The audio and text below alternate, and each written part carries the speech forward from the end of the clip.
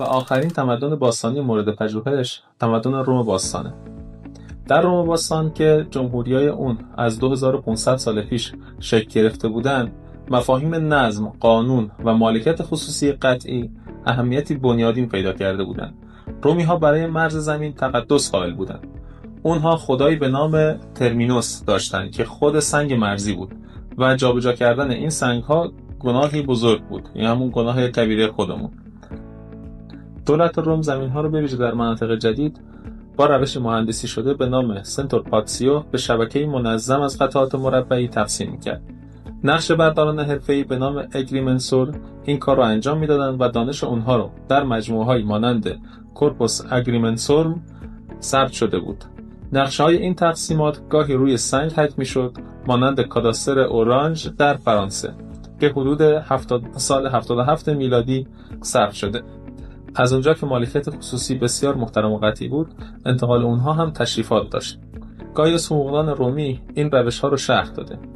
برای انتقال اموال مهم مثل زمین باید حتما 5 تا شاهد به همراه یک ترازودار حضور می‌داشت.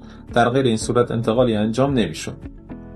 نکات قابل توجه تمدن روم باستان عبارتند از ظهور نوع پیشرفته‌تری از مالکیت خصوصی، نقشه‌برداری املاک و استفاده از سنگ‌های مرزی، تشریفاتی بودن نقل و انتقالات و ضمانت اجرای معنوی قانونی برای جابجا کردن سنگ‌های مرزی.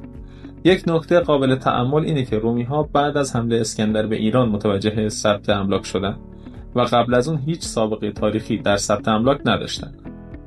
و در یک جمع‌بندی کلی از دوران باستان به این نتیجه می‌رسیم که از اول املاک اهمیت فوق‌العاده زیادی بین ایرانی‌ها داشتند و اولین سنگ بنای ثبت املاک رو ایرانی‌ها در تمدن گرسو بنا کردند.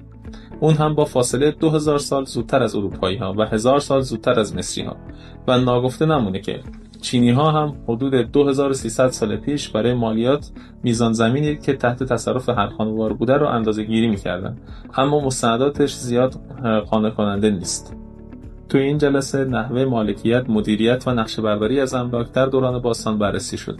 انشالله توی جلسه بعدی میریم سراغ بررسی همین فاکتورها در حکومت‌های هخامنشیان و ساسانیان، یعنی ایران قبل از اسلام.